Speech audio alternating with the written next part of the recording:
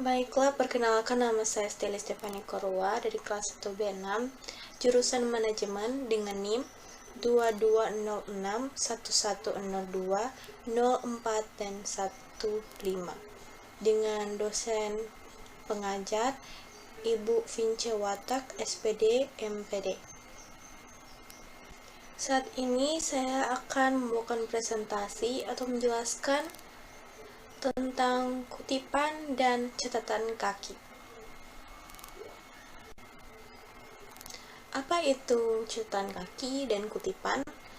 Ya, di sini dalam penulisan ilmiah, baik penulisan artikel-artikel ilmiah, karya-karya tulis maupun penulisan skripsi, dan disertai seringkali dipergunakan kutipan-kutipan untuk menegaskan isi uraian atau untuk membuktikan apa yang dikatakan. Demikian pula dengan catatan kaki, yang sebenarnya merupakan bagian dari kutipan, karena berisi antara lain pinjaman kalimat atau pendapat pengarang dalam buku atau keterangan atas teks yang tempatnya berada pada kaki halaman.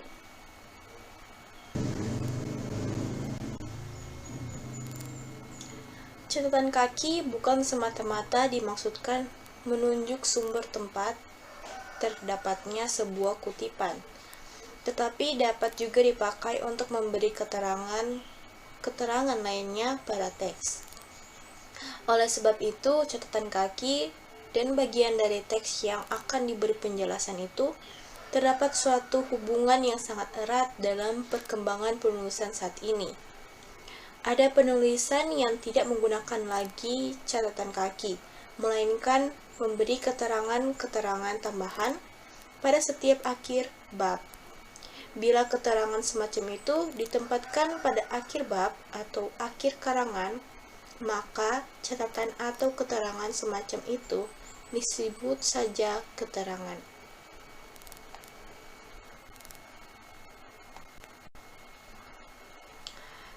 Tujuan membuat kutipan. Kutipan adalah pinjaman kalimat atau pendapat dari seorang pengarang atau ucapan seseorang yang terkenal, baik terdapat dalam buku-buku maupun majalah-majalah. Sangatlah membuang waktu bila sebuah kebenaran yang telah diselidiki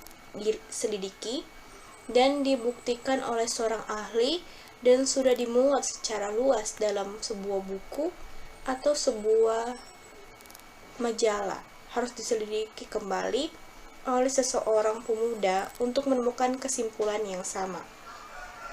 Di samping itu, dalam keadaan tertentu, seorang penulis karya ilmiah tidak punya waktu untuk menyelidiki hal yang paling kecil dari tulisannya secara mendalam. Oleh karena sebab itu, hal-hal yang penting dan yang sudah dikenal atau sudah ditulis dalam buku-buku yang tidak perlu diselidiki lagi, penulisan cukup mengutip pendapat yang dianggapnya benar itu dengan menyebutkan di mana pendapat itu dibaca, sehingga pembaca dapat mencocokkan kutipan itu dengan sumber aslinya. Terdapat ada dua jenis kutipan. Yang pertama, kutipan langsung dan kutipan tak langsung. Kutipan langsung adalah pinjaman pendapat dengan mengambil secara lengkap, kata demi kata, kalimat demi kalimat dari sebuah teks asli. Sebaliknya dengan kutipan tak langsung. Tak langsung adalah pinjaman pendapat seorang pengarang atau tokoh terkenal berupa intisari atau ikhtisar dari pendapat tersebut, atau dapat pula berupa parafrase.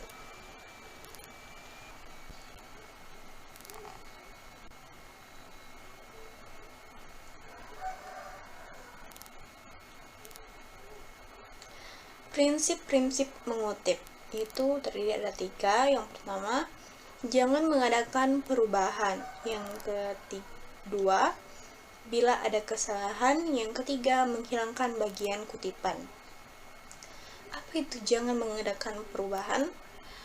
Pada waktu waktu melakukan kutipan langsung, pengarang tidak boleh mengubah kata-kata atau teknik dari teks aslinya. Bila pengarang menganggap perlu untuk mengadakan perubahan tekniknya, maka ia harus menyatakan atau memberikan keterangan yang jelas bahwa telah mengadakan perubahan tertentu.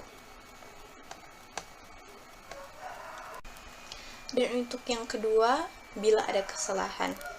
Bila dalam kutipan tersebut terdapat kesalahan atau keganjilan, baik dalam persoalan ejaan maupun dalam soal-soal ketatabahasaan, penulis tidak boleh memperbaiki kesalahan-kesalahan itu.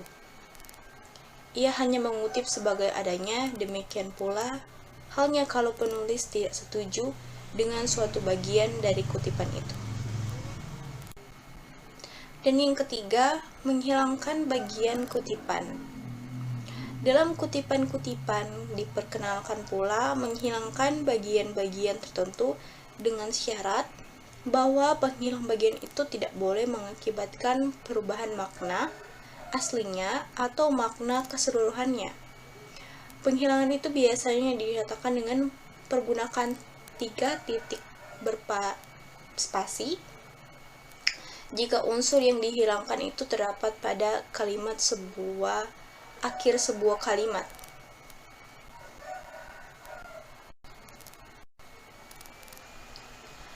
Catatan kaki. Catatan kaki adalah keterangan-keterangan atas teks karangan yang ditempatkan pada kaki halaman karangan yang bersangkutan, hubungan antara catatan kaki dan teks yang dijelaskan itu. Biasanya dinyatakan dengan nomor-nomor penunjukan yang sama, baik yang terdapat dalam teks maupun yang terdapat dalam catatan kaki itu sendiri. Selain menggunakan nomor-nomor penunjuk hubungan itu, kadang-kadang dinyatakan dengan mempergunakan tanda anterik dan kadang dengan menggunakan tanda salib pada halaman yang bersangkutan. Bila pada halaman yang sama terdapat 2 catatan atau lebih, maka digunakan suatu tanda anterik atau salib untuk catatan yang pertama dan yang 2 tanda untuk catatan yang kedua.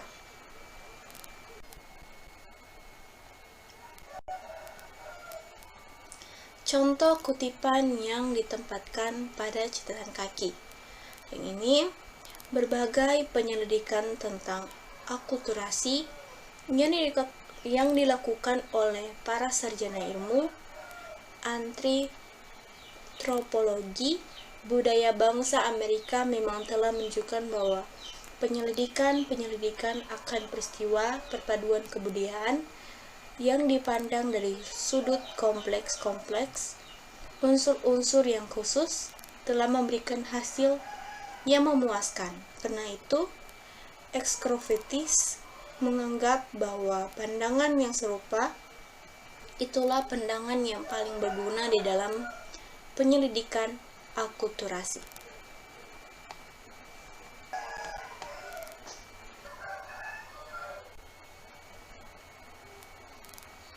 Apa itu catatan kaki? Catatan kaki adalah keterangan-keterangan atau teks karangan yang ditempatkan pada kaki halaman karangan yang bersangkutan.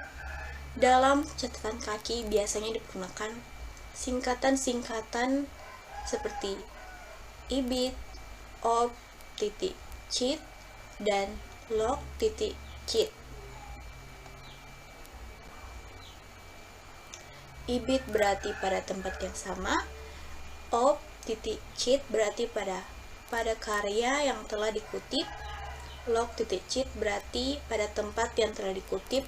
Di samping singkatan-singkatan di atas, ada pula beberapa singkatan lainnya yang perlu diketahui karena biasa dipergunakan dalam naskah atau buku-buku baik dalam catatan kaki maupun dalam teksnya.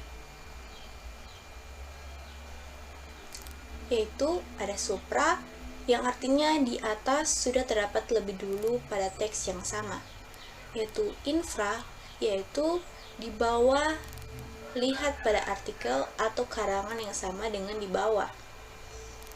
C atau ca berarti kira-kira atau sekitar. Dipakai untuk menunjukkan tahun tetapi diragukan ketepatannya. Cap atau chap berarti bab. Ed atau edisi atau edition. Ed.al berarti dan lain-lain. E atau sec atau at sequick berarti dan halaman-halaman berikutnya. MS artinya manuskripsi atau pasim tersebar di sana sini. Ser artinya seri. Search yang artinya demikianlah seperti pada aslinya. Yang CF atau conf atau convert berarti bandingkan atau bandingkan dengan. Vol yang berarti volume atau jilid. Baiklah, demikianlah presentasi saya. Apabila masih ada kata-kata yang salah yang saya ucapkan, tolong dimaafkan. Terima kasih.